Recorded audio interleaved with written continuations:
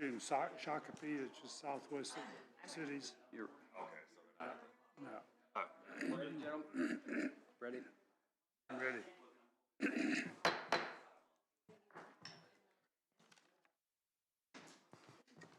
It is the correct time for the May 11th, 2026 meeting of the regular meeting of the DeKalb County Commissioners. I will call the meeting to order. The first product of business is the VA Director replacement.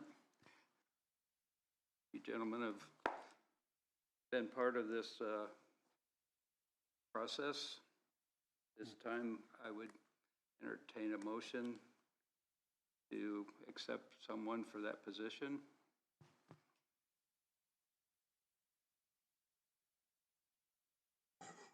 I would make the motion to appoint Samantha Sailors to that position. I'll second. I have a motion and a second to accept Samantha Saylor for the VA position. Is there any other discussion or questions? Anyone in the public? Hearing no one.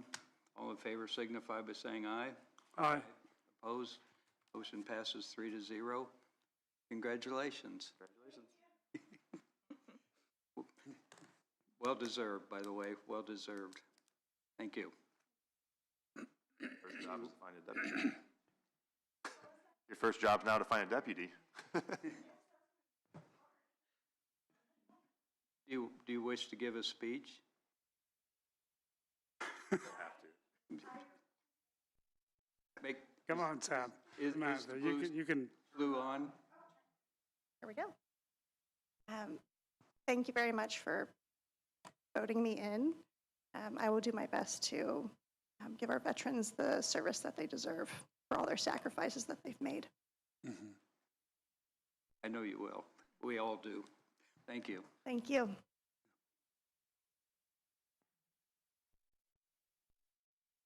Yes. I've got a request since we're done with this part, and that is I'd like to move the lighted funds transfer to highway up to old business. I had tried to get it on old business on Thursday, and somehow I thought it was going to be on old business, but it's not. Is that a possibility? Yeah, absolutely. We have until 9 o'clock on our next appointment. Okay.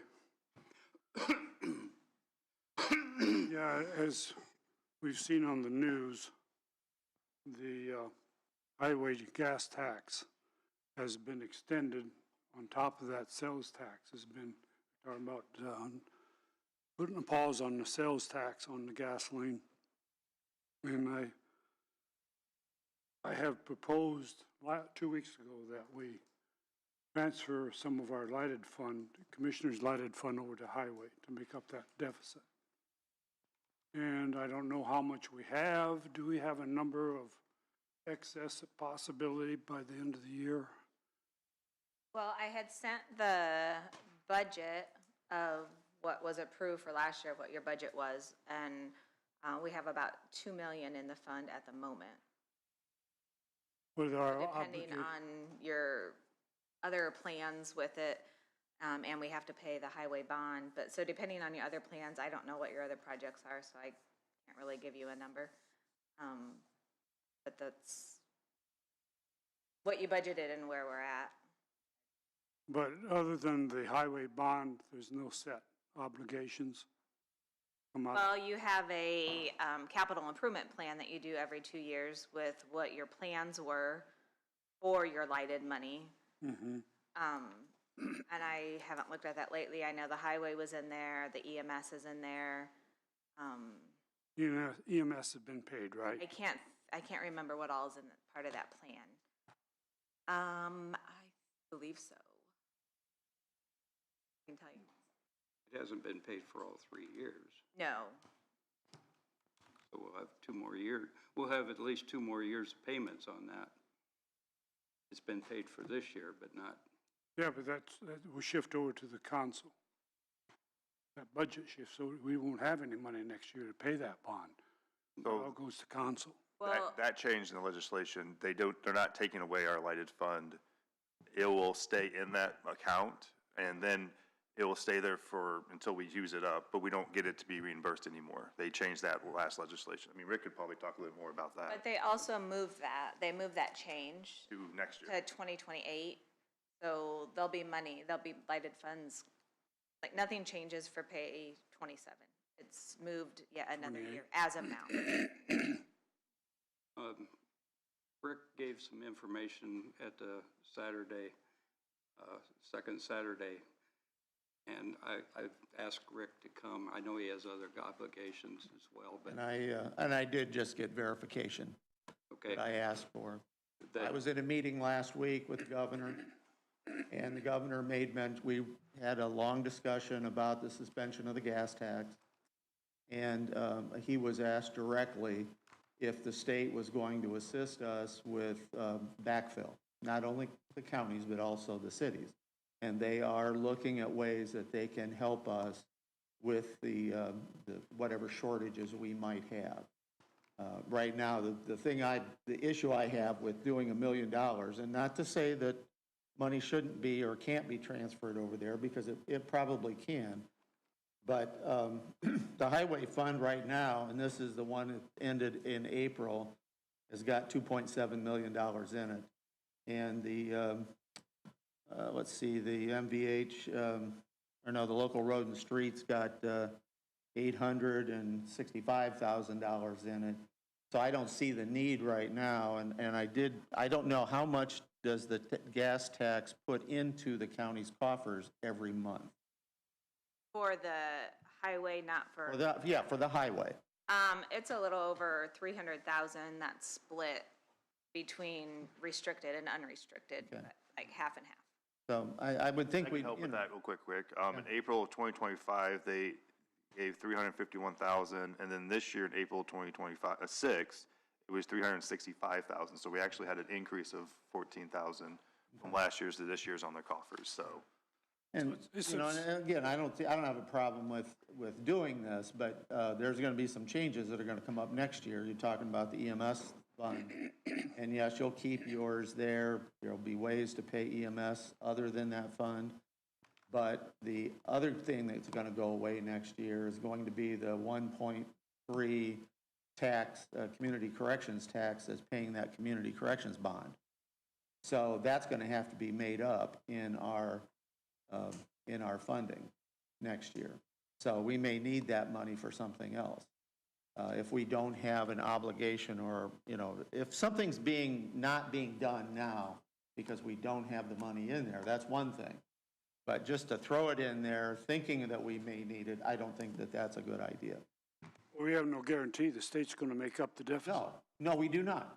I'm not saying that he said that they would, but they are looking at ways that they can help us make that up. That doesn't, And whether they make it up at 365,000 or make it up at 150,000, who knows? that doesn't give me much comfort, and I'm sure it Well, doesn't the highway but he department can only suspend the gas tax for 30 days. And if he goes without legislation. We can't extend it with he's legislation. got to go back, he's got to call a special session of the legislature to suspend it for any longer than that. Now, that in itself is a very expensive proposition, bringing all the legislators back in and paying them to do that. But right now, I don't think you have enough information to really make a move right now, because if we don't have that correctional facility tax that we've been planning on using for the new jail, we are, next year, and it's going to happen fairly soon, you're going to have to go to the legislature for a special tax just for the jail. As these new taxes take place next year, those people that are using the correctional facility tax, that's going to go away. But there are about 6 or 7 counties right now that went to the legislature and got a specific tax just for their jail. They don't lose that. Anybody that's using the correctional facility tax, that's gone. But if they got a special tax from the legislature, they can keep collecting that. And so they don't have that issue to deal with.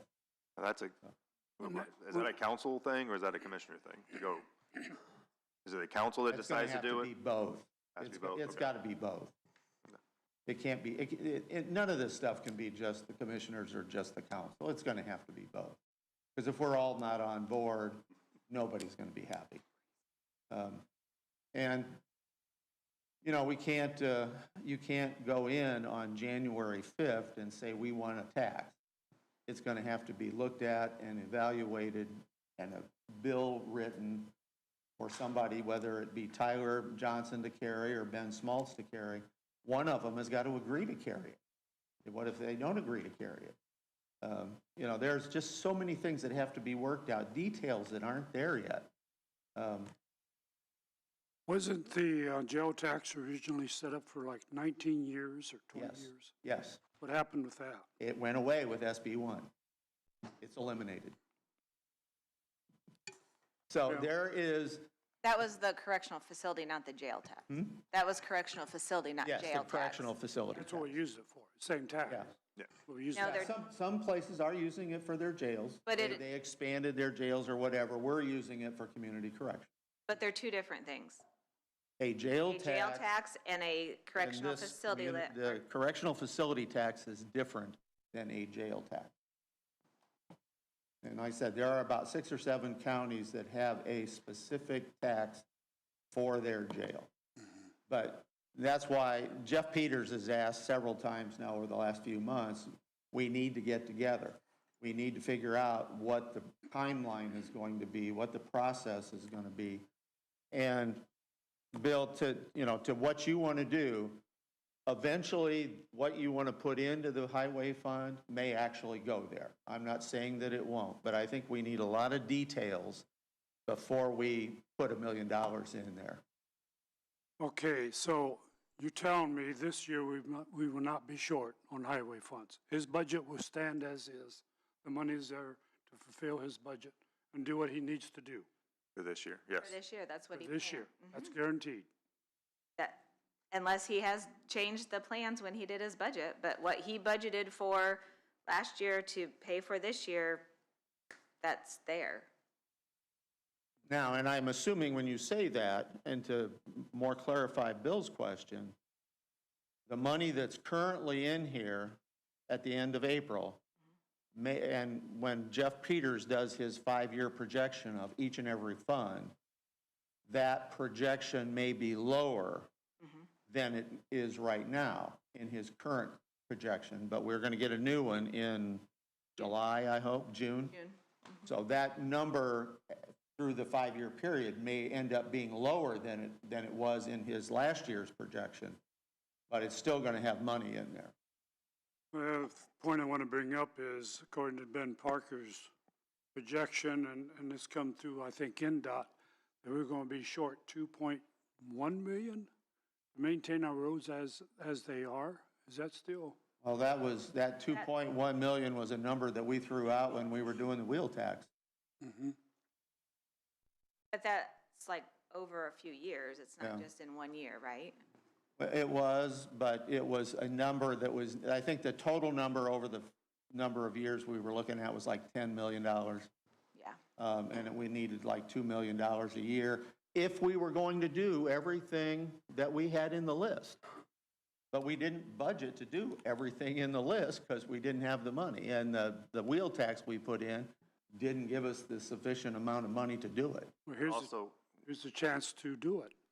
But also part of that is too, they don't have the manpower to do it. They'd have to hire contractors and or more employees to do some of those things if they want to get it done at a quicker pace too. He did mention that when we were talking about the wheel tax.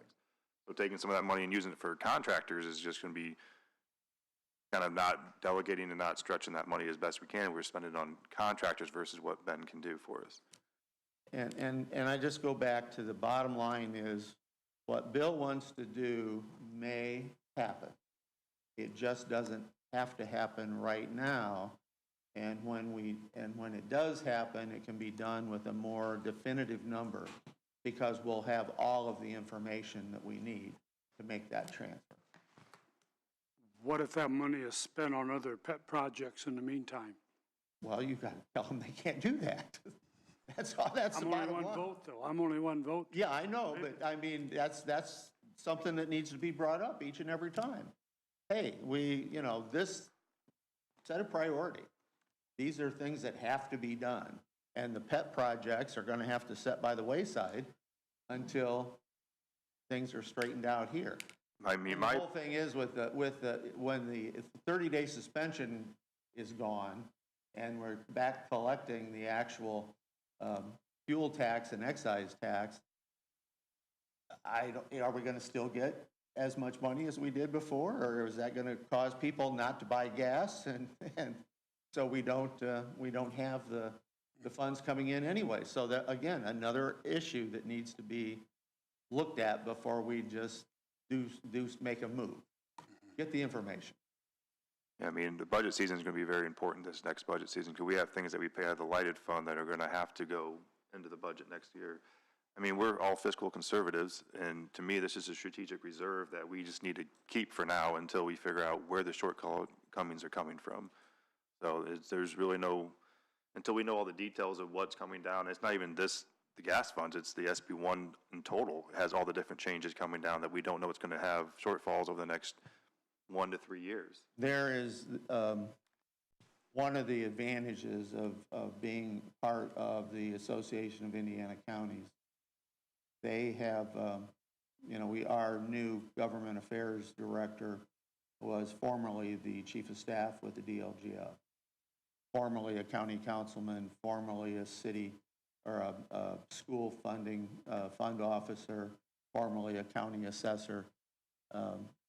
She has provided us or worked with Policy Analytics and Dr. DeBoer from Purdue to develop a portal that will give us probably more information than we've ever had going into the budget season as to what these different taxes will actually do as far as DeKalb County, because the county council is now going to be in charge of most of those taxes for countywide. There's exception with Auburn and Garrett because of their size, but they could also choose to just join the county. But this portal, and I'm working to arrange to get a couple of the legislatures to look at it and some of the other county council people to look at it, will give us more information. If you put in a 0.5% tax here, what does that do across the board? Not just to DeKalb County, but to the cities and towns and libraries and solid waste districts and airports. And Jamie is somebody who is very fixed on the numbers. The woman loves Excel spreadsheets. And we'll have more money than we've ever, we'll have more information than we've ever had before. So it's going to make this budget season very important, just like Kellen just said. Okay, thank you. But that's all I have. Governor's office says, yes, they are looking at ways to backfill or help us, all of us, with our highway funding needs. And I agree with Bill on that one. Hopefully it happens, but I don't have high hopes sometimes when it comes to the state. Given the uncertainty, though, of that situation, and I had suggested $1 million, what I'd like to do right now is back down to 500,000, and I will make the motion that we transfer 500,000 from the allotted commissioners fund over to highway. This is my official motion. We have a second. We'll ask one more time. Do we have a second? Hearing no second, the motion fails due to a second. We still have a little time before 9. I would ask for approval to the payroll. So moved. Second. We have a motion and a second for payroll approval. Any discussion? Questions? Hearing none. All in favor signify by saying aye. Aye. Aye. Opposed? Motion passes 3-0. We have the claims for approval. Make a motion to approve claims. I'll second. We have a motion and a second to approve claims. I do have a question on count 33750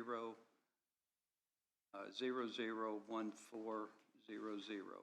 Motorola for $62,403.59. Yes, I looked that up, and that is a yearly fee for the, like cameras and softwares that are in the sheriff's vehicles. Software fee for it, but that's what it's for. Okay. But it's for a year. Thank you.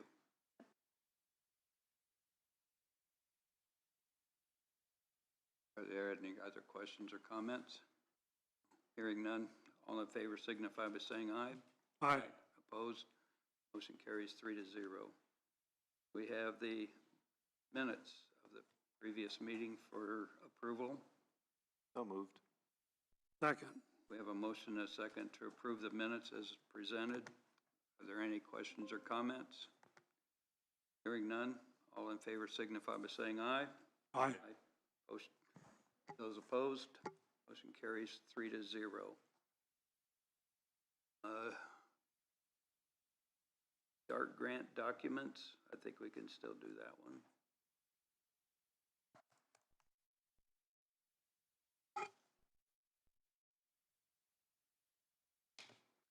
Okay, so every year Kimberly with DART comes in to present or give you guys the paperwork that she has to submit for their next grant cycle.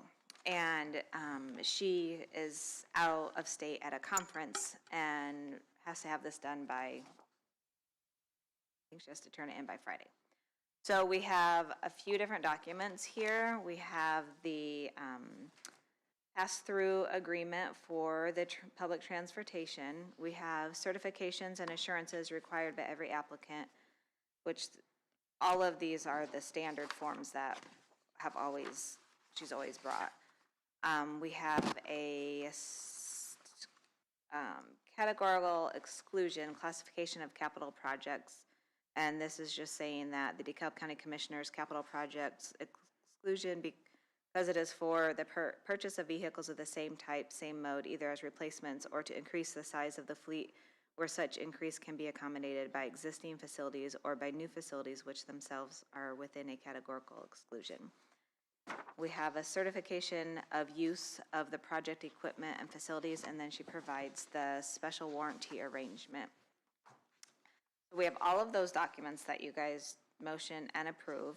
And then we also have the authorizing resolution that is authorizing the filing of the calendar year 2026 application for grant under section 5311 and 5339 of the Federal Transit Act as amended.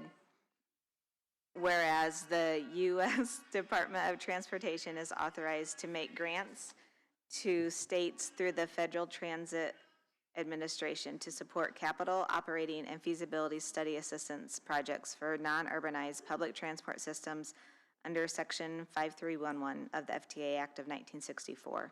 Whereas the Office of Transit, Indiana Department of Transportation has been designated by the governor to make Section 5311 and 5339 grants available for public transportation projects. Whereas the contract for financial assistance will impose certain obligations upon the applicant, including the provision by it of a portion of the local share of project costs. Now therefore be it resolved by DeKalb County Commissioners that Jim Miller, on behalf of DeKalb County Commissioners, is authorized to make the necessary certifications and assurances and be empowered to enter into an agreement with INDOT for the provision of the rural public transportation services within DeKalb County.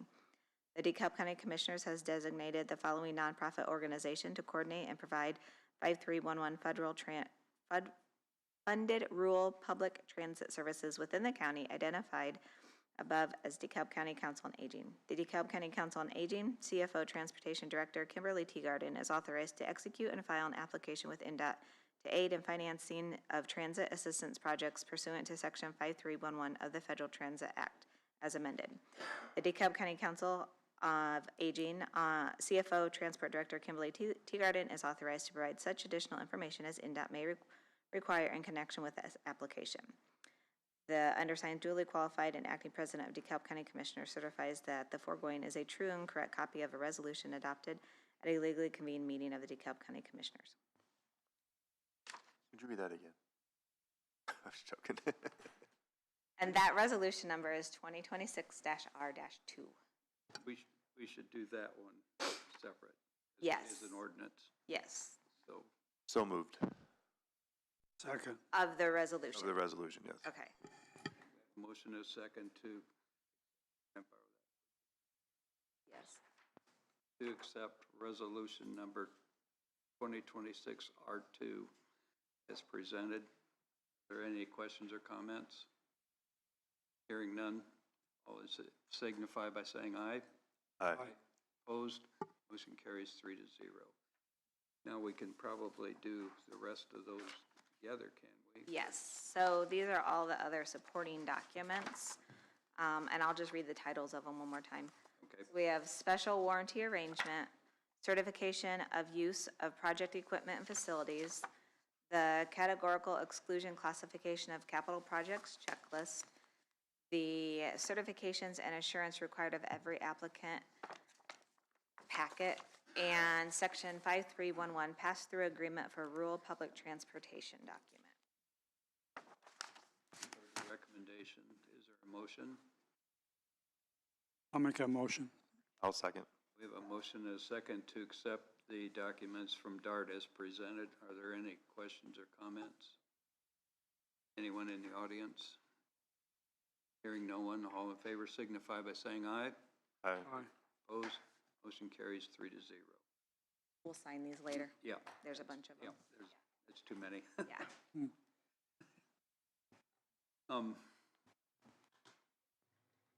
Close enough to 9 o'clock, I believe. Is someone here for the ADA plan? That's Dottie.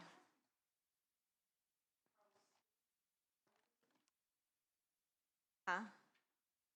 I have it listed as ADA review of wellness event and the 125 plan.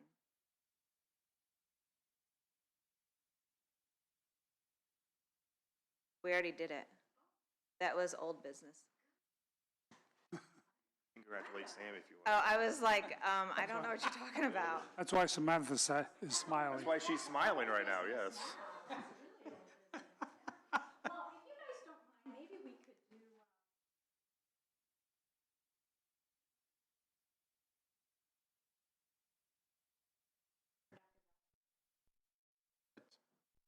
Sure.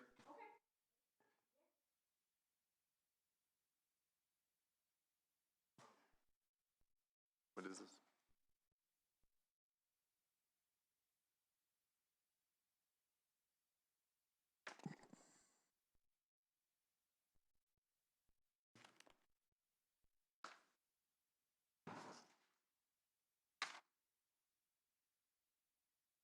Okay, before BASA gets started on this, how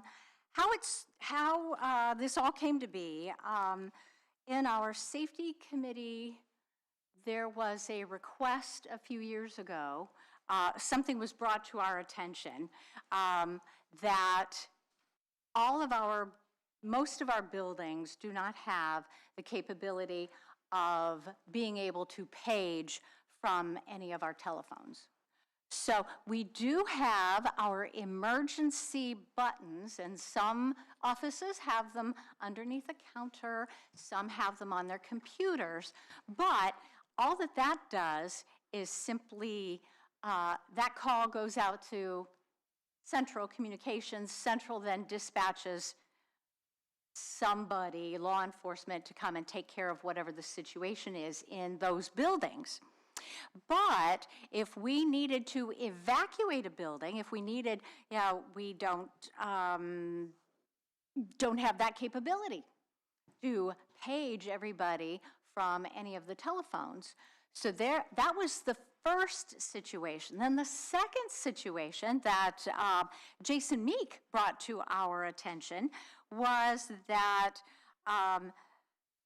the telephone tree that we currently have, where the commissioner president calls a set group of individuals, one individual then calls another group of, goes on and on. If we have to close down county business, if we have an emergency, things like that. So Jason wanted to know if we could do something different. So, being that we have a wonderful information systems director who could help us with that, I reached out to Besa. And then he kind of took the bull by the horns and looked into things. So now we are on to Besa and the information that he has and how much that's going to cost. All right. So as you all know, we just put in a new phone system this year, our WebEx Cloud. So our phones are now on WebEx Cloud. So when Dottie approached me with this, I reached out to our vendor to see what options we have. Now, with the WebEx Cloud itself, they do have a paging system built in to it, but there are limitations. So one limitation is you cannot call from one building, you cannot page from one building to the next. And then the second limitation is you can only have, I think it was about 50 phones you can only page 50 phones at once. Yeah. So In a cluster. that's not going to work in something like the courthouse here. So we started looking at different solutions that will tie in with our phone system that we currently have.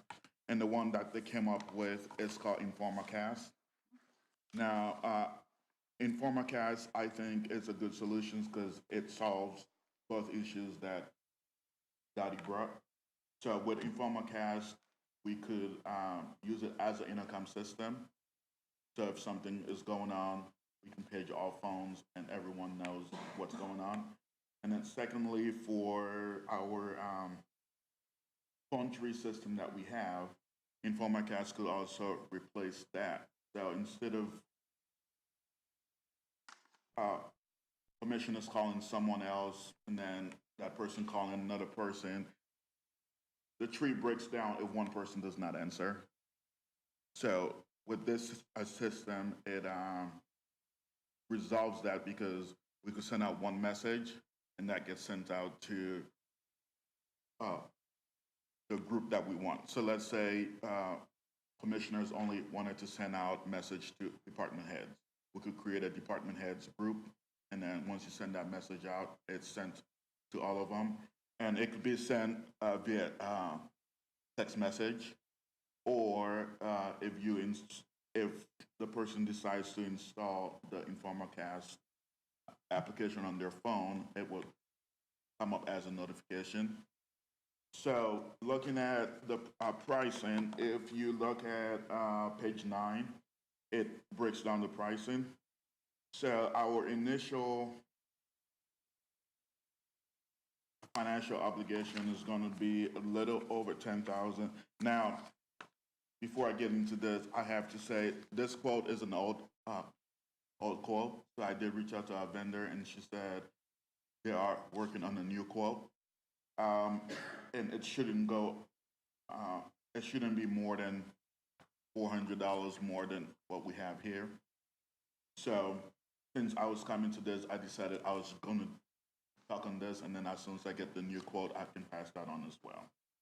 So our initial financial obligation as a county is a little over $10,000, and that includes hardware and professional services to get it installed. And then moving forward, we'll be paying for the license. And here I have 300 users because it's a per user system. So for 300 users, it's about $4,344, and that would be the fees that we pay as a county moving forward yearly. What is that number again, please? On page 9. On page, Oh, I don't have a copy, so, it is $4,344. okay, thank you. how long is this quote good for? Like, how many years is that going to be locked in? I'm not sure. I have to reach out to my vendor on that. And as I said, this is an older quote, so I'm just waiting get a new quote today. Yeah, And I can from pass that on as from well. February. Yes, so we got this back in February, and I think I brought it up in department heads meeting, and some people had questions about how the system actually was going to work. So we actually tabled this till I was asked again about it. So I spoke to Daddy about bringing it up again and see if we could get an approval to start moving forward to getting a new quote and then bringing it to you guys to sign. Is this money already in your budget? No. Oh, thank you. So, it being a safety issue, it falls to the commissioners. So that will be something coming out of you guys' budget.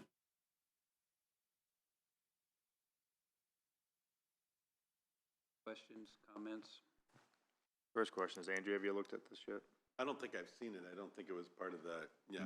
No. We definitely went to review that before we had any official vote on it. I can look at it here, but, you know, to have a few minutes to read through the details or look at the Well, they can't. contract or something. We have to wait for the new. Right. Yeah, we'll have to wait for the new quote.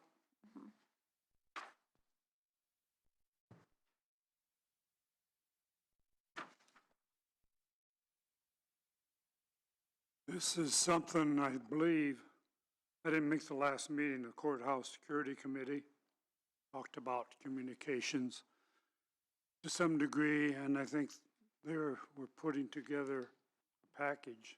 They had talked to council once on this, not the communication part, but some other issues. This might be something the courthouse committee would take to council for funding. But run it by that committee and see what they would want to do with it. When will they meet again? And while you look that up, do you plan on taking the licensures year to year, putting it in your guys' budget? Software thing going forward, so you just kind of want a one-time thing, you're asking for a one-time thing for us to get going and then add it in your budget? Okay, just making sure we're on the same page here. Okay, so you're not asking for the 43, 44? No, so since the one-time initial start, I'm asking for that because it's not something in IT budget. So then moving on to year 2, we could then add that 4,400 into our budget since it's a software license. Then we can continue paying for it at that point. Jim, he's asking us to pay the $10,201.65 on this quote. I know it will change to get it all up and running, and then from then on, he'll take it in his budget, The software the part. software part. But to clarify, no matter what the safety committee, or not safety, the courthouse security committee comes up with, they don't have their own budget. Yeah. So that's still gonna come. You'd have to come From somebody, Yeah. yeah. And this server, all the other things is a one-time thing. They don't, it's not going to Yes. need to be updated or anything like that going forward. It being a hardware, it might need to be upgraded, but I mean, Not anytime soon, right? no. Answering a question about a meeting, meeting date has not been set.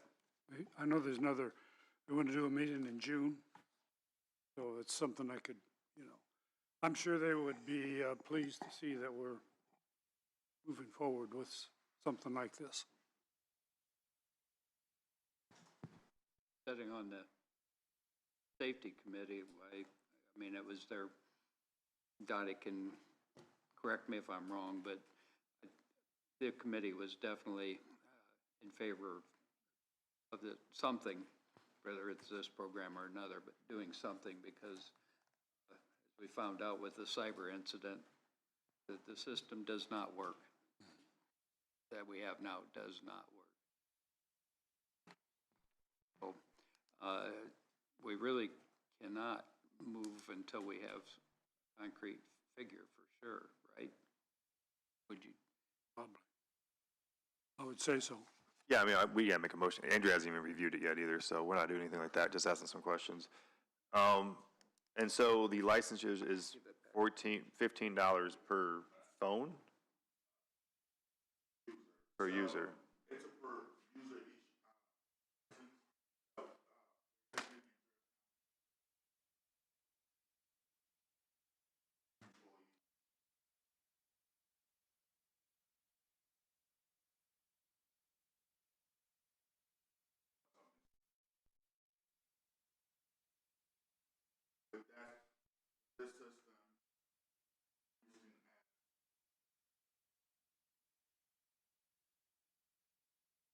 For the day, because of some issue, we could send that message out, and that message is then broadcasted to all county employees.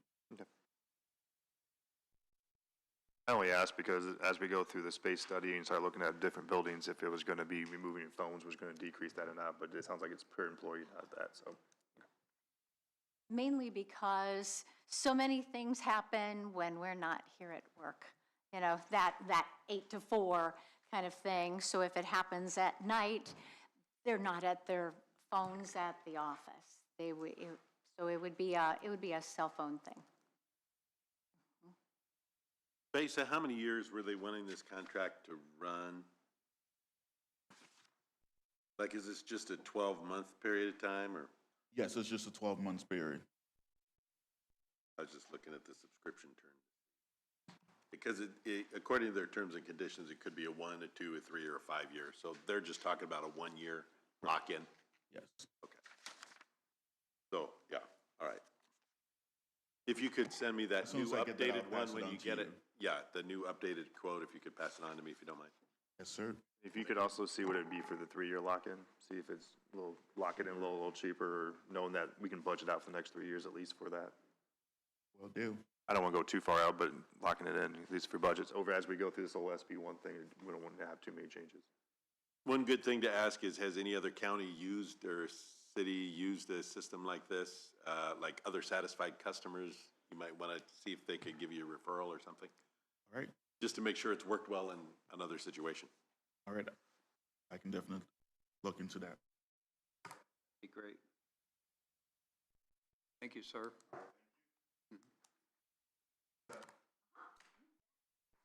Okay. Now, we will move on to the ADA transition plan. As I mentioned in my communication, we need to, I needed to have this plan approved by the commissioners.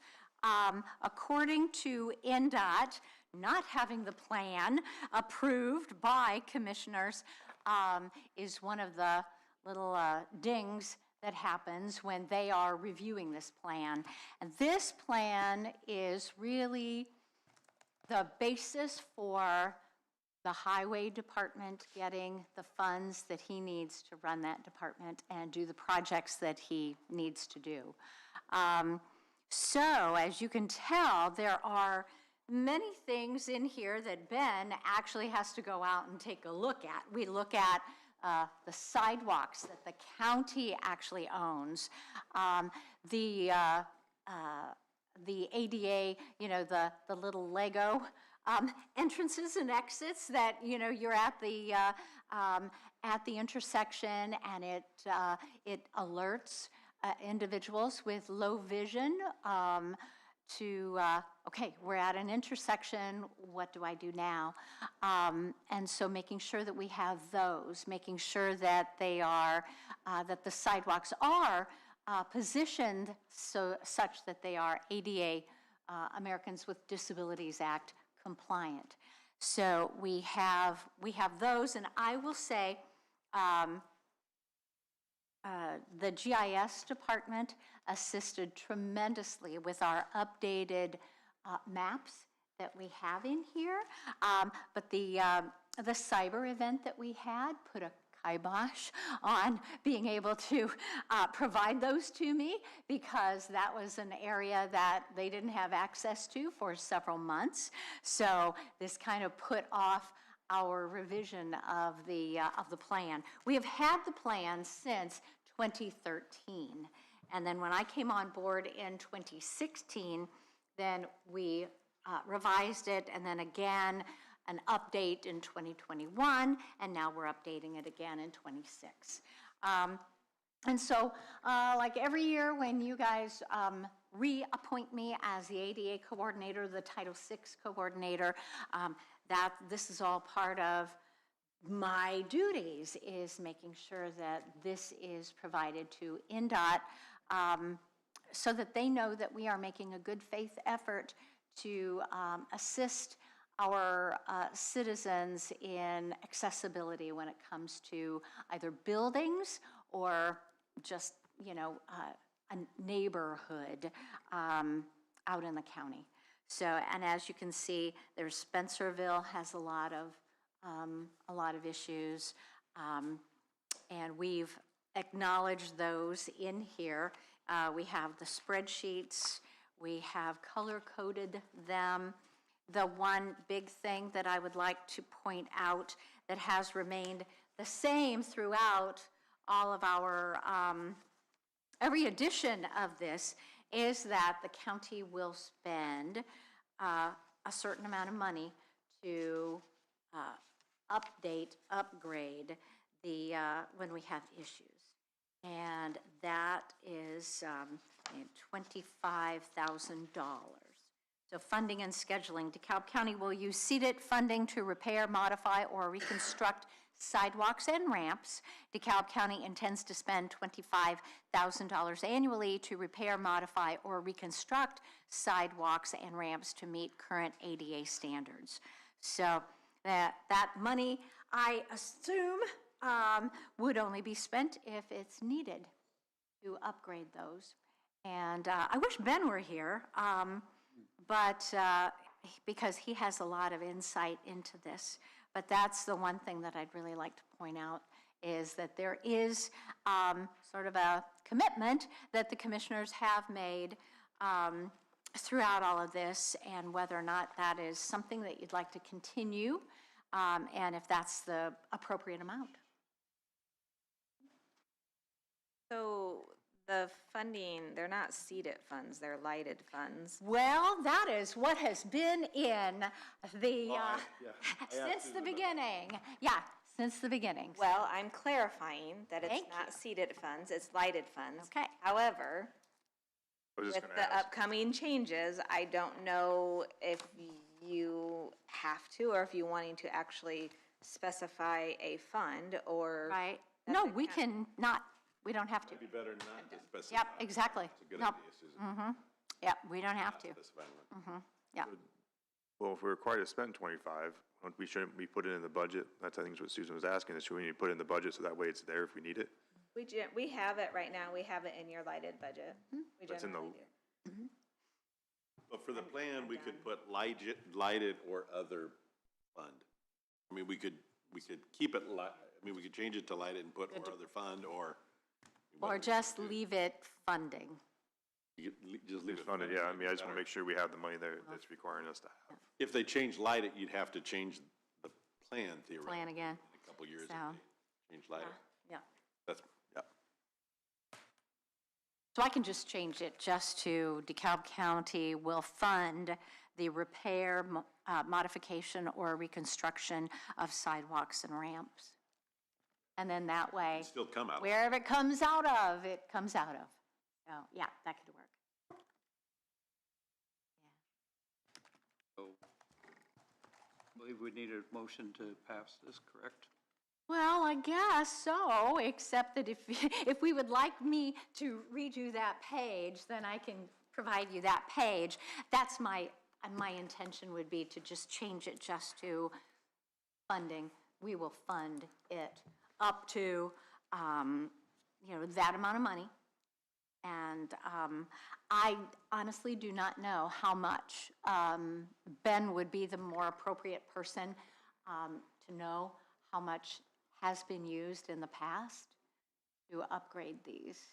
$21,584. Oh, well, there we go. Okay. You could. Out of our lighted fund over the last couple of years, yes. You There could you do a go. motion Okay, to good. pass it as amended since. That's what I was going to do, make You the, do that. yeah. That'd be Make the lovely. motion to approve the ADA plan with the amended wording. I'll second. We have a Motion and a second to accept the ADA plan as presented with the correction or addition. Is there any other discussion or questions? Anyone from the audience? Hearing no one, all in favor signify by saying aye. Aye. Opposed? Motion carries 3-1, or 3-0. Wonderful. Okay. Added. Yeah. Thank you for that. Uh-huh. Let's move on to the 125 plan. I know I provided these things to you. Hard copy. Have it. The one is the document that all of our employees receive when they are either newly eligible or enrollment of the health. Thank you.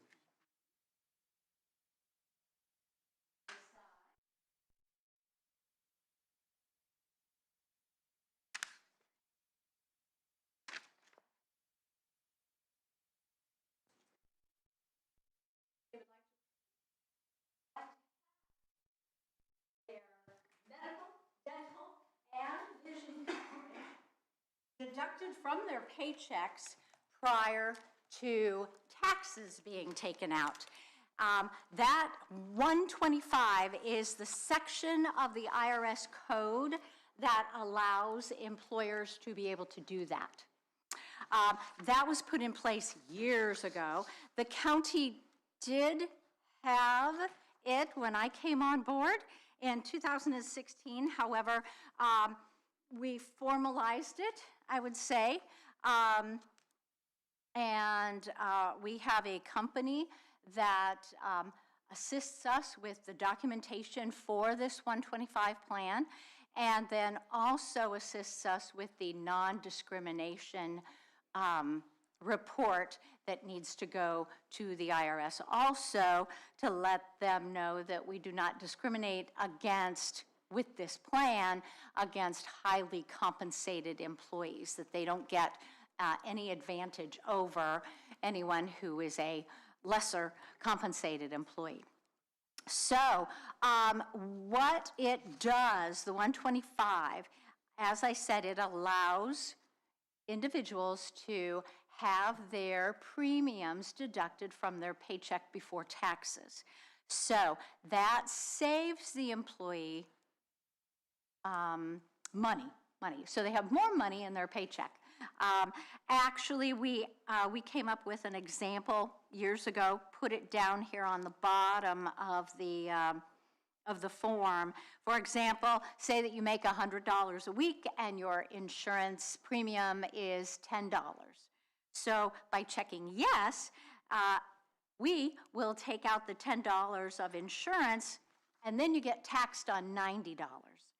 If you check no, then the county taxes you on the full $100, so more taxes, and then your premiums would be removed from your paycheck, deducted from your paycheck. So anyway, this is, like I said, we've had this plan since 2016 formalized. We have 10%, only 10% of our members on the health plan having their premiums deducted post-tax. And what I have discovered is that we as an employer can just decide everyone's medical, dental, and vision would be removed, deducted from their paycheck before taxes, but then all of the other voluntary insurances that individuals have signed up for, say life or the disability, things like that, those are post-tax. So basically that means that you wouldn't pay any taxes on getting the money if you needed to avail yourself of that insurance coverage. And so what we are asking, since I've discovered that we can do that, I've discovered that Apex tells me that we are their only customer who allows both. Steel Benefit Systems, the platform that we are on currently for enrollment in the health plan and all those other voluntary insurances, says that we are the only ones allowing both post and pre-tax. And then the company, Employee Benefits Corporation, who does our 125 plan and also the non-discrimination reporting, they tell us that it is totally legal for an employer to just decide it's coming, the premiums that you set, medical, dental, and vision, that you can just have it as pre-tax and not offer a post-tax option. So since I found that out, wanted to bring it to you to make a decision whether or not just having those medical, dental, and vision premiums deducted from employees' paychecks, pre-tax dollars. You're saying someone told you it was illegal to do that? I'm sorry? Did a company say that it was illegal No, to not offer? totally legal. Oh, It's legal to be able to do that. to just say only pre-tax? Yes. Okay. Yep. That was my question. Yep. Yeah, I heard it the other way. Sorry, it must have been the baby, blah, blah, blah. Yeah, totally legal. Okay. Gentlemen, you've heard the recommendation. I would make the motion to do the pre-tax deduction for health benefits premiums. I'll second. We have a motion and a second. To require it for everybody. Yes. Medical, dental, and vision. Just those three, please. Yep, Your motion is to have all three of those, correct? Yes. thank you. That would be, So we have an amended motion. I'll second it. Okay, we have a motion and a second. Is there any other questions or discussion? I just want to appreciate Dottie getting back to me. I had some questions on Friday in the afternoon as I was working through this, and she got back to me quickly, so I do appreciate that. yeah, you bet. Yeah. Happy to illuminate. Anyone from the audience? Hearing no one, all in favor signify by saying aye. Aye. Opposed? Motion carries 3-0. Great. Thank you very, very much. Now, I know the other thing that we had to talk about was the wellness event and the wellness plan that you have put in place. And Morgan had an onboarding this morning and needed to run and do that. She's really the one who has been focused on both of those two events.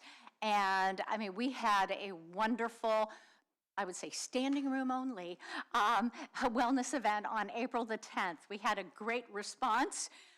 We had individuals who still wanted to come in and have their blood drawn and have their biometrics, everything done. And Parkview was gracious enough to say, okay, they could do that on a walk-in basis because they had reached out. So we had a record number of individuals who participated, which is great because, I know that the reason that most of these individuals are doing it is because of the discount that we're now offering on premiums, but the fact that now our employees have a good idea of what they have going on. And then if they do the wellness paperwork to get that discount, they've talked to their medical professional and they can come up with a plan to, hopefully keep them healthy. And what that does is that keeps our claims down, and thus the county saves money. And really, so does the employee, because then they're not having to deal with some catastrophic illness later on.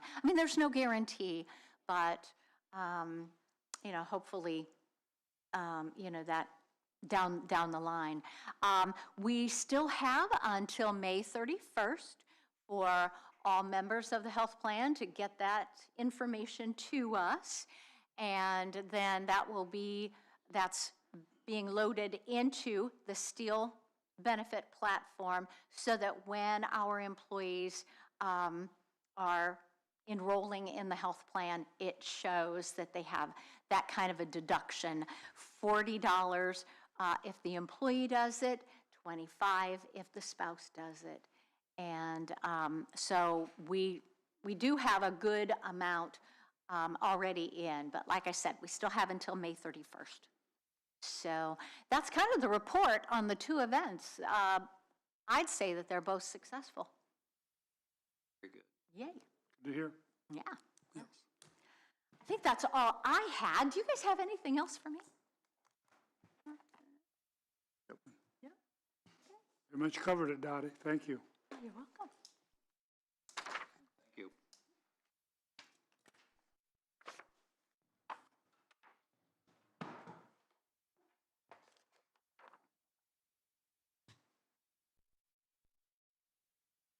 $9:30. Scheduled for a code enforcement update.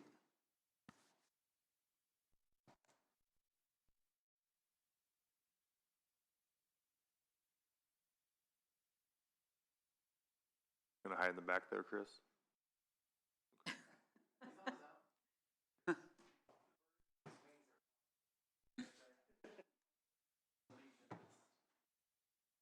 Can you make sure your microphone is on, please? Thank you, sir. Floor is yours. I'd like to say Happy Mother's Day to everybody. Hopefully everybody had a wonderful weekend. I did get paperwork for Mr. Hartman to sign too from Meredith. So after that, I printed off a Excel sheet that we have, that we add properties as they come about and everything. And we added 1, 2, 3, 4, 5 new properties. 2 of them are the smoking guns that don't want to comply or anything. 2 notices or anything. One is a William Krantz and one is a Mark Marks. Mark Marks is in Spencerville, and he wants everybody else around him to clean up before he does. So it's kind of like everybody's pointing fingers at each other. I just told him it's just all, people passing by or neighbor. I'm not just out, making the complaints or anything. William Krantz II, he is currently incarcerated in the DeKalb County Jail right now. I've been out there multiple times. There is an individual, I think her name's Leanne Krantz. It must be his wife, but there's absolutely no motivation whatsoever on that one. But on the other ones, they've been complying with, driving by and just simply making a phone call and saying, hey, we need to get more of your trash, garbage, and all that cleaned up out front. And then we have a couple other ones we have going on that I've talked to Andrew and I've touched base with Andrew and Chris on. One was the Rodman property out in Garrett. Andrew would probably give you more enlightenment on what's been transpiring between everybody and stuff like that. I've been in contact with her daughter, his daughter, Christine, to basically bring the price down from $350,000 to a fair face market value where you have more foot traffic to have somebody purchase the property of some sort. This has been going on for, I think, 2021. I think it's just been. I think it's is it a 1 acre property too, Cameron? Yeah, it's about 1.76 With no acres. building on it, I don't think. There's no, well, there was a building on it, but it burnt down. Yeah. There's a barn on it, but for the price that they have set was, at the beginning, was $350,000, and then they've since dropped it $100,000 to $250,000, and they've been getting bad reviews from people that look at it. The whole 2 people that have looked at it, they just said the price it's not there. They see it as more of like 115, 130 is pushing it. But I guess there's stories around Garrett, Indiana, as he's buried a house full of asbestos and stuff like that, but I don't know how we can prove that without having probably a soil test, I'm assuming. Same thing with the well and septic. There's just a lot of variations where people aren't. The problem is that Seeing we, it. we delayed it to, or you Yes. delayed it to allow it to be put up for sale, but if they're gonna put such a high price on it, my understanding is that potentially the realtor might eventually back out of this too. Correct, yeah, the realtor did say she doesn't want to renew her contract with Mr. Rodman That tells you because, something right there, I think. because of one, he's hard to get a hold of, he's hard to deal with, he doesn't want to move on it. He keeps putting terms in his contracts on where he needs to have enough money to buy somewhere else out in the country or something, but I don't see that happening, you know. And from our understanding, he has two other trailers packed full of garbage, junk or whatever, in Garrett, somewhere in Garrett, Altona or something in that area. And it's just, he wants enough funding to move all his junk from one area to another, just to go down the same rabbit hole as he's been going down. You know, I don't think there's gonna be any improvements on the Rodman. And I talked to the daughter talked to everybody else, and it sounds like they're just firm at the price at what they have set. So I just basically kind of talked to Andrew about it to go from there on what we need to do on the next step for Rodman. I think you guys had originally maybe voted to file a suit, but then withheld it because they were gonna put it up for sale. I can't recall that for sure, but maybe there's somebody from the public too, I don't know. Someone from the public, like Chris, want to come up and say that? Is that what we did? Or is there someone from Rodman on the public too, or, I don't know. Like, That's is up he to- here? If you could come up. There should be a blue light that's on. Thank you, sir. Yeah, during the primary Wait, elec- could you state your name? oh, sorry, Kerry Brunt Warfield. During the primary, I was out there talking to him, set out some signs. I wouldn't give him $20,000 for that property in the condition it's in. It is a total pack rat stuff. It's got mobile home stuff with campers stuffed with everything. Normally, I'm not for this kind of stuff, but that property is not worth much. I mean, you're gonna spend a lot of money cleaning it up. You know, if the guy could get $80,000, he'd be doing well, but I don't see the cleanup on that, but it's nowhere near that. And it looks pretty bad. It's an eyesore. Got nice properties by there. If I lived by there, I'd want it taken down. Thank you, sir. Thank you.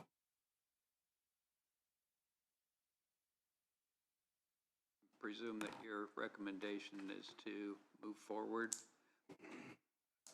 I think for as long as it's been happening, I think it's time to let DeKalb County step in and How much longer on the realtor contract?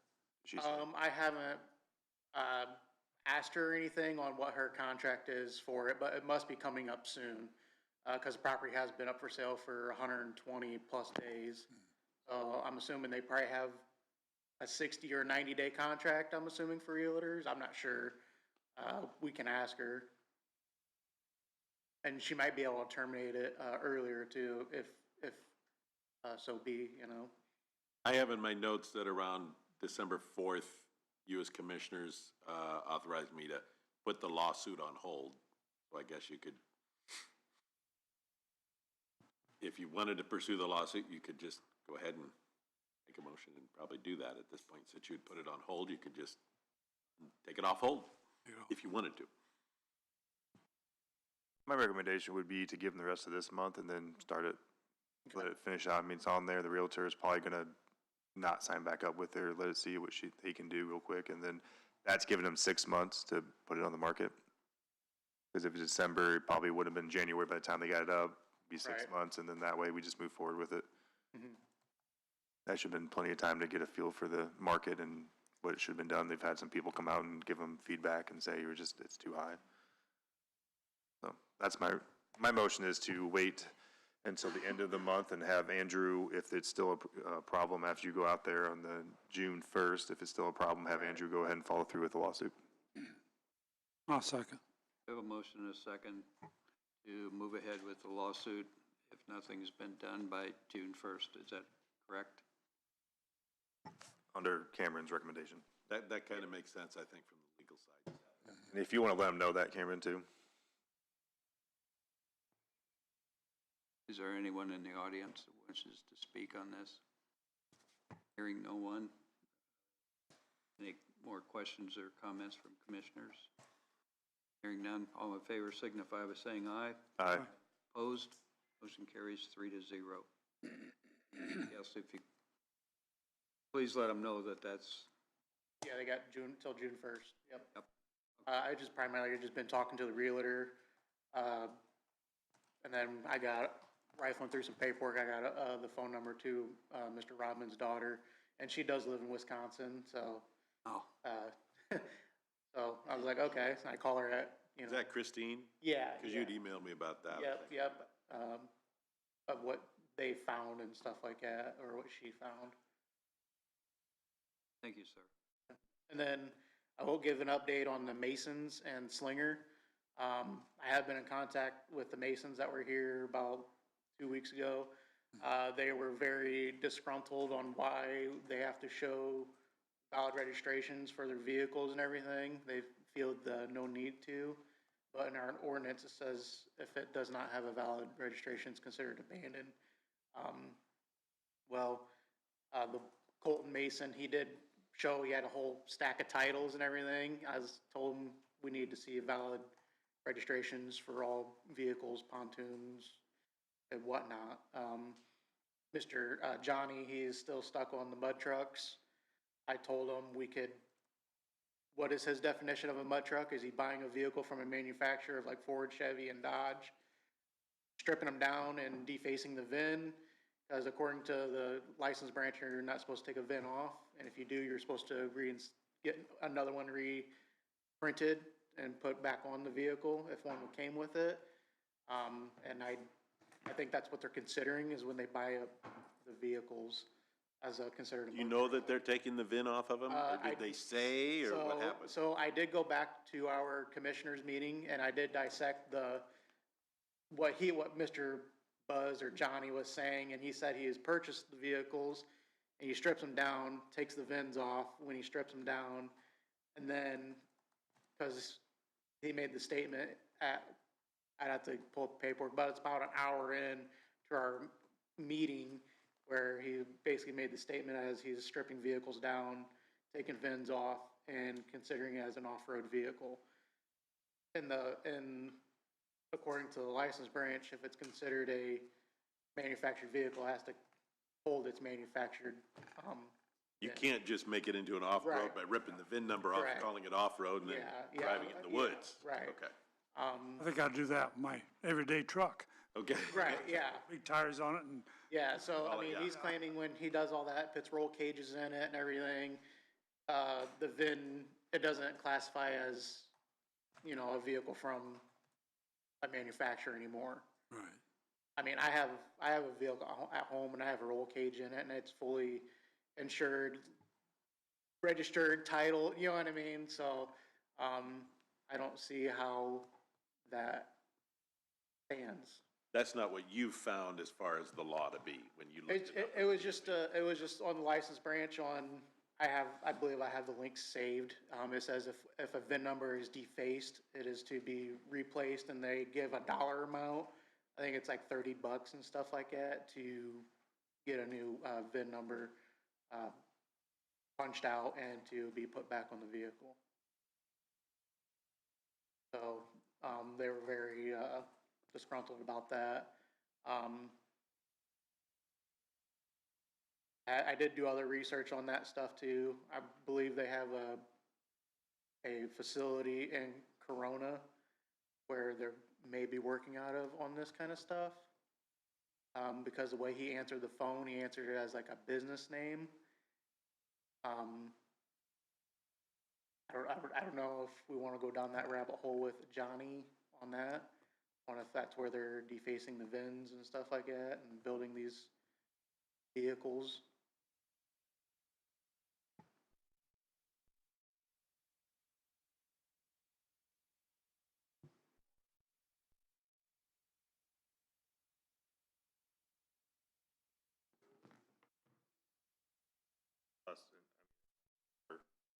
jurisdiction, right, Andrew? No, not for defacing them. I think the question is, do they fit then as a type of vehicle that is a violation of our ordinance? If they're not registered and they're just sitting there, it's kind of like, this isn't a, so it would be, even though they're drivable on off-road circumstances, we're saying it's like it's an abandoned vehicle that's just sitting in your yard. Isn't that kind of the issue that we're Yeah. talking about? Does it fit our ordinance as something that we have to remove?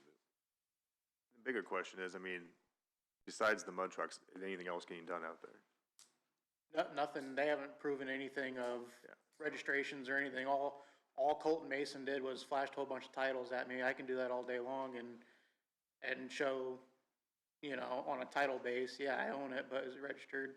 Or is there other stuff out there besides just the vehicles that are a mess? I mean, I told them that they had to clean up the garbage and everything like that, and a lot of that, they're just very disgruntled about it, and honestly, I don't think anybody lives on those properties. Lena Mason actually lives across the street in a rental house. It's like G&E Property Group, off of Hopler Road in Allen County. So nobody resides at either one of those places on County Road 13. Gentlemen, you've heard the facts. And they have, and we did put a timestamp on May 26th. Still got some more time, don't they? For the next, For the next meeting to basically show if they can show any proof of registrations for vehicles, and things to be cleaned up. Nothing really to do yet until then, because we had it till that timeline. Wait until Mm-hmm. the next 2 weeks. Right, Because we did give them that timeline. right.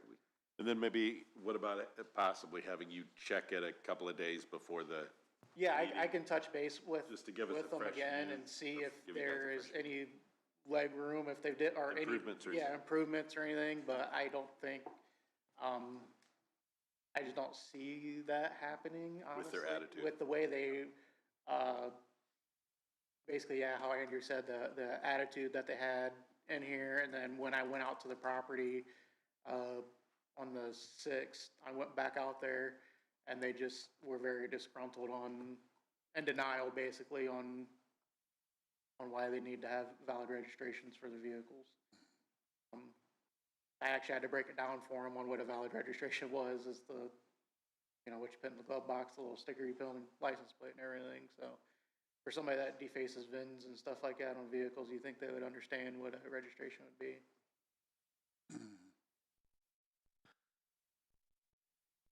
That's consensus. And then, on the Slinger property that was here, he seems to be cleaning up fairly quickly, yeah. I was comparing photos and stuff like that. I went out there over the weekend and it looked like he has been making, some progress, some improvements, so that is good. I've been trying to get a hold of him too. He just seems to be bumping my phone calls, so I just leave voicemails. About once a week I call him. So again, he has till the 26th to, but he's been making some leeway on cleanup.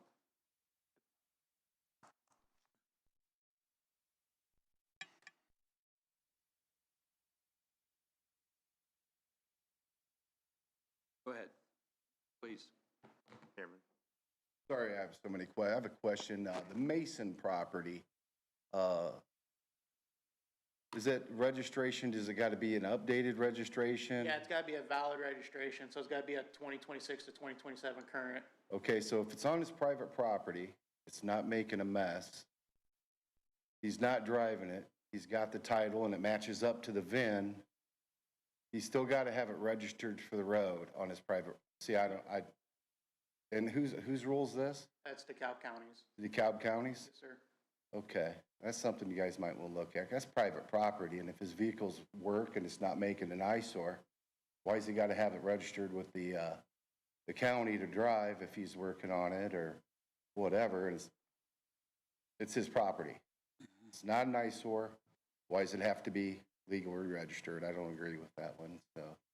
That's why I wanted to speak up. The reason why I got brought into it is because it is an eyesore. That's what has a. Well, yeah, I have no problem with the eyesore. I'm talking about the part of having to have your vehicle. Well, we're also looking Registered. at hundreds of vehicles too. It's just not Sure. like one or two. They're stacked on top of each other. They're just spread out all over. Not an issue with the eyesore or anything like that, or the VINs, that's illegal anyway.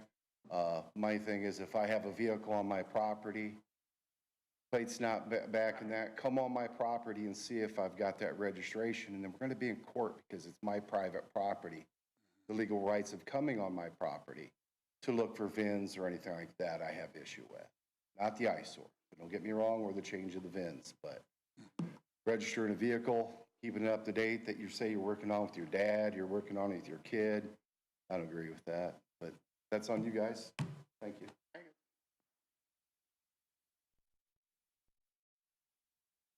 Just real quickly, I've asked Cameron to come quarterly to commissioners to give you all updates on these properties. While I think it's fine for, the decision on Rodman's to move forward, really, we're not looking for much direction from you guys other than him giving you updates so you're aware as to what's going on and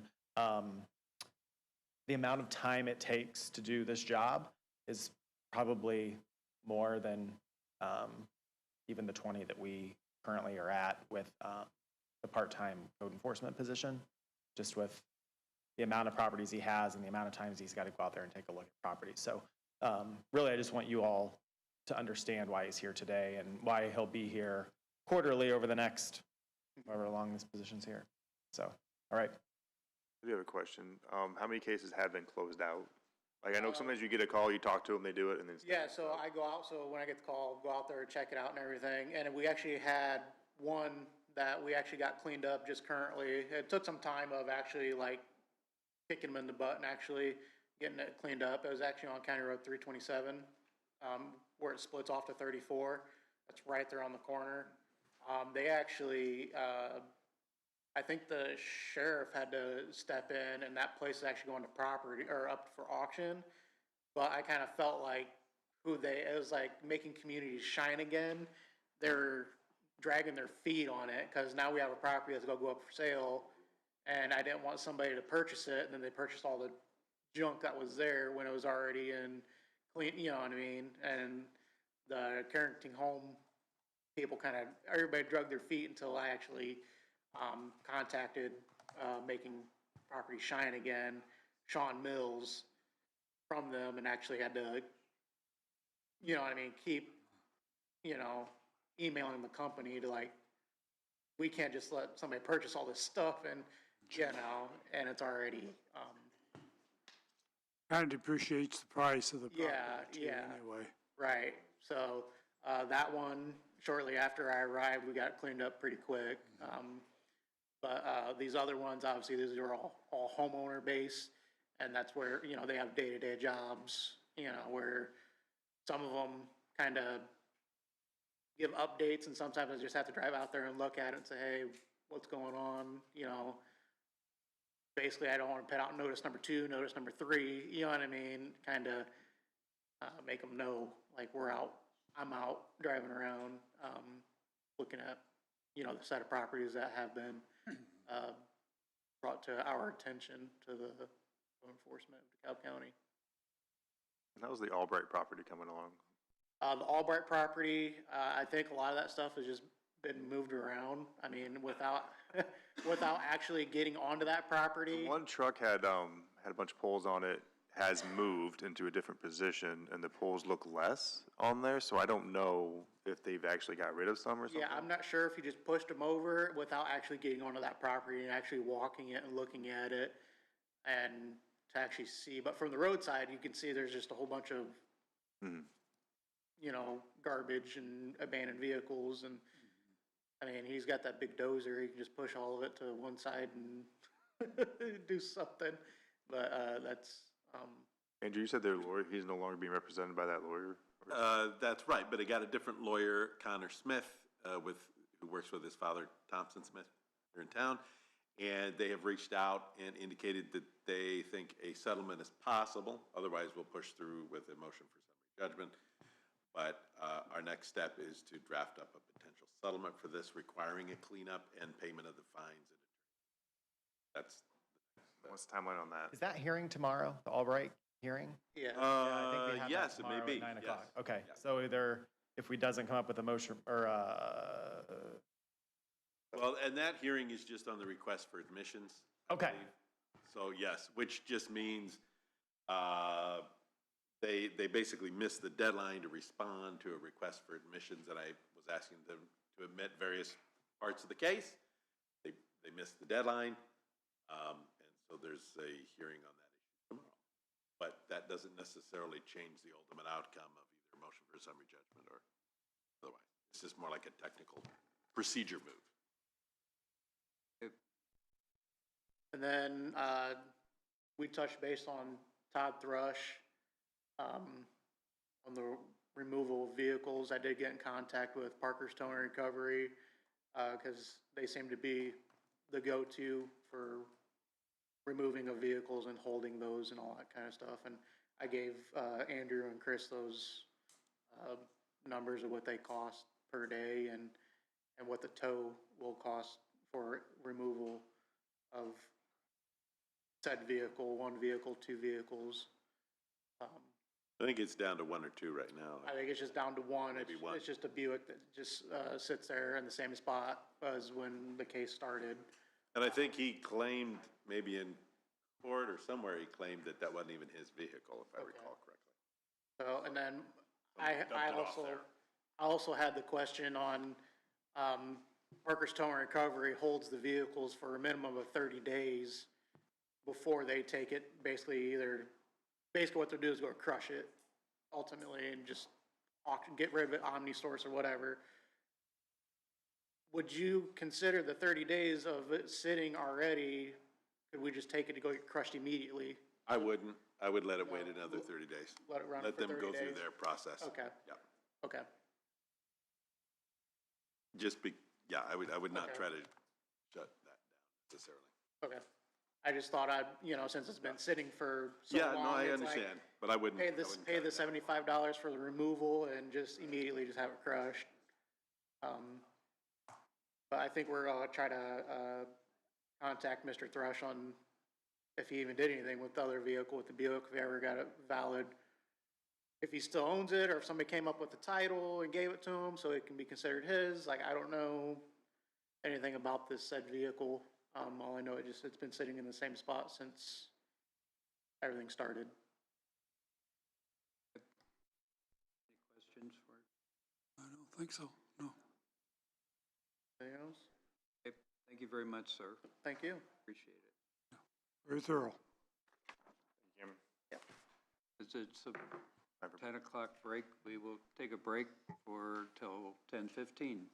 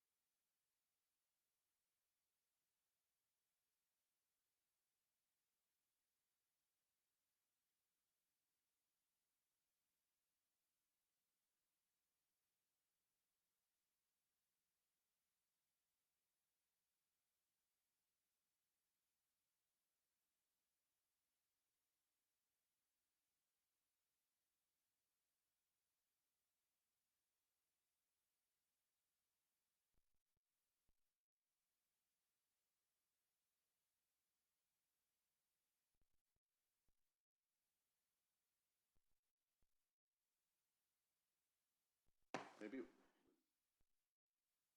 One ready? I'm ready.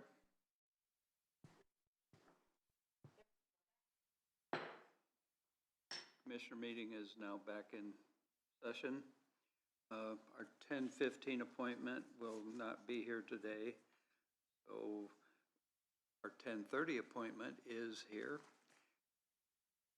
If you are ready, sir. Good morning. My name is Mark Gorley. I'm with the Indiana Department of Veterans Affairs. Thank you for allowing me to appear before you today. The purpose of my appearance is to satisfy statutory requirements stemming from changes made to Indiana Code 10-17-1 back in the 2025 session of the General Assembly. This adds a requirement for the IDVA to present biannual reports to each county executive pertaining to veteran services. Today, I'll be presenting our accreditation standards that were passed and ratified by the Indiana Veterans Affairs Commission back in December of last year. You should have all received a copy of this via email before the meeting.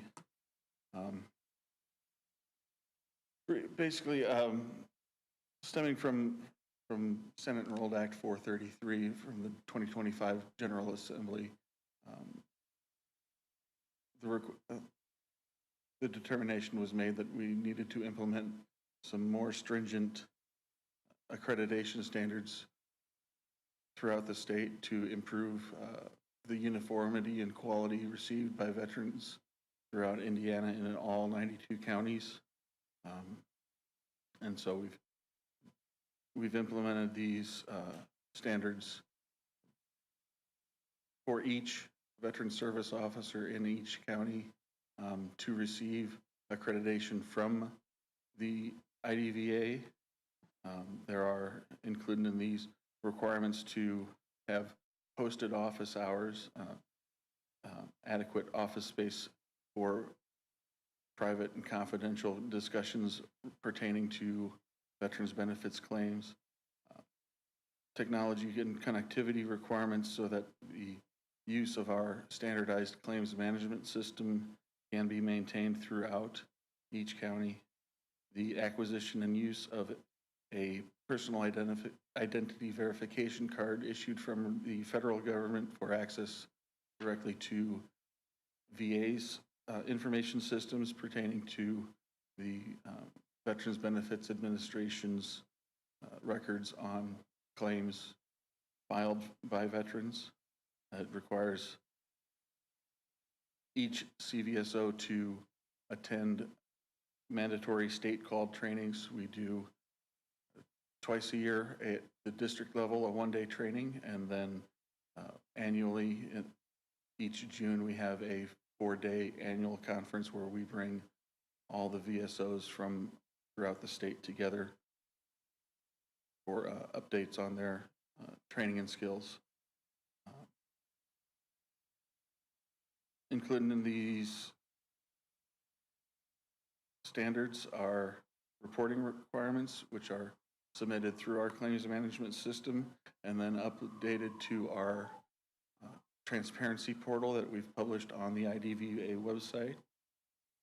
And the standards define several key performance indicators pertaining to the use of the PIV card, the personal identity verification card, and Veterans Benefit Management System access, as well as training attendance, passage of required exams and online training modules, as well as the use through our claims management systems of the proper intake forms, a constituent checklist, which reports on the number of claims processed and the use with every claimant of the information and responsibility liability form that defines the scope of the duties and responsibilities, both from the veteran service officer and then, of course, what the veteran themselves will be expected to stay on top of as each claim is the responsibility of each individual veteran filing for benefits. Finally, in the last section of the standards is just our procedures for steps to be taken should a VSO find themselves out of compliance. It provides steps to remedy that non-compliance, or if necessary, what the process we will go through to revoke an accreditation. That is, as briefly as possible, what we have in our accreditation standards. I commend you on your selection this morning of your new VSO. She is currently in compliance with all of our standards. She has access to the federal VA's Veterans Benefit Management System, and she does make thorough use of our claims management software that we provide. I'm free to answer any questions that you may have. So we're in compliance. Yes. Okay. Yes. Yes, you are in compliance. Yes. I would say we're probably excessive, not excessive, that's not the right word. I see Officer shall maintain no less than 1,000 hours annually. Yes. And we are That well is over the bare minimum. Actually, that's defined by the federal government's federal statutes, that anyone who is accredited and listed on the VA, the federal VA's Office of General Counsel's accreditation list must have be at minimum paid for 1,000 hours of work. Yeah. We are well over that, so. Yes, and we're on it. and You know, we I appreciate our veterans and we want to provide those services that they've earned. So I think that's why we've went above and beyond 1,000 hours by a long way. absolutely. In yours and many counties, it is often necessary to go above and beyond that just to meet the needs of veterans in the community. Thank you much. All right, thank you, sir, appreciate it. But we really don't have anything to act on. No, he just had to meet his. Yeah. And you've met your requirement. We'll be back. This is a biannual report, so that there will be a second appearance sometime, generally speaking, between July 4th and Thanksgiving for the second half of the year. Okay. Look forward to seeing you, sir. Thank you. PCA management is not here in our 10:30 appointment. We have the treasurer's monthly report acknowledgement. So moved. Second. We have a motion and a second to accept the treasurer's monthly report acknowledgement as presented. Any questions or comments? Hearing none, all in favor signify by saying aye. Aye. Aye. Opposed? Motion carries 3-0.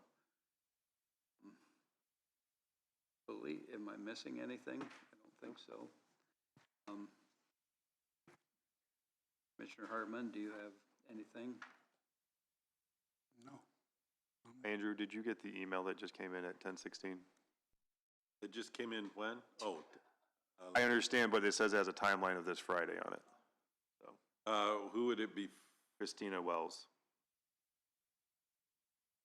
If you want to I'm read, looking at it, but it's Okay. blank. you have to highlight it and it'll show up. Well, I see it coming in like white on black.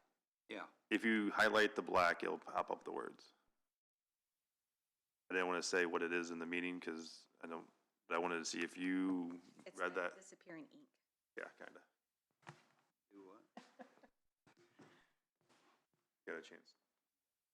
You just select it. Oh. Yeah, I guess, in a quick review of it, I Oh, she don't didn't send it believe to any of those would block Thank you. that situation, just upon quick review.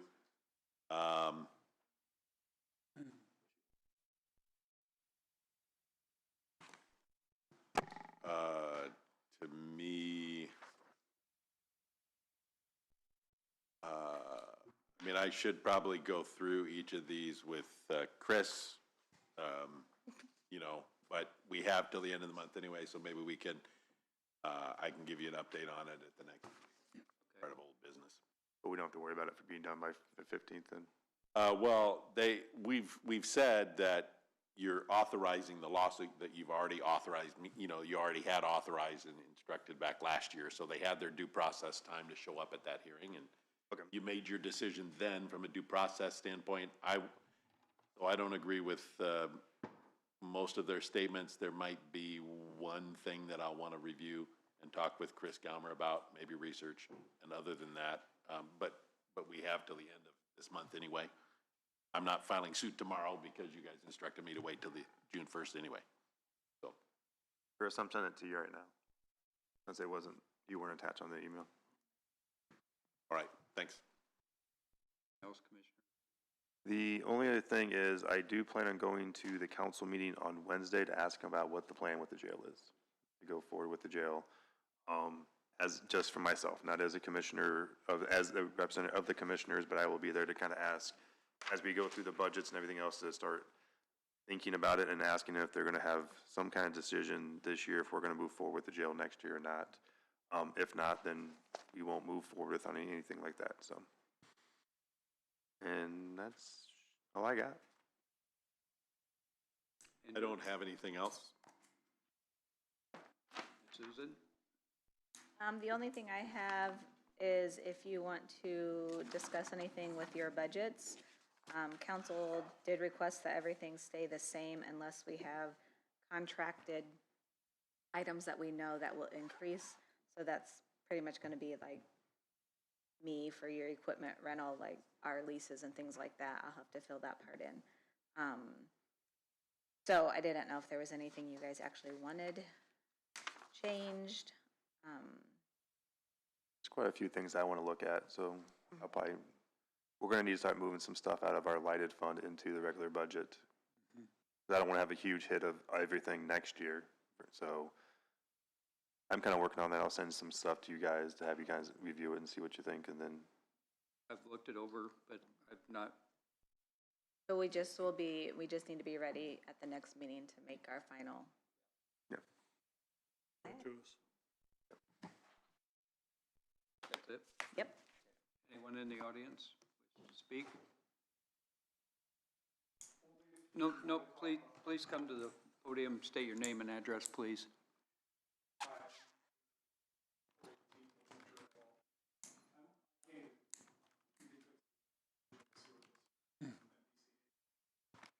Mike. Unless you want to talk about it. She had a family emergency, so she had to cancel. So we're going to probably bring it back next time. So Say in 2 weeks, it'll be back on the agenda. I'm assuming you received the letter I sent on April 26th. Yeah. email, yeah. Okay. Yeah. All right. Yep. Good. Thank you. That's all. Seeing no one else in the audience, unless somebody is opposed, we will stand adjourned. Hearing no one, we are adjourned.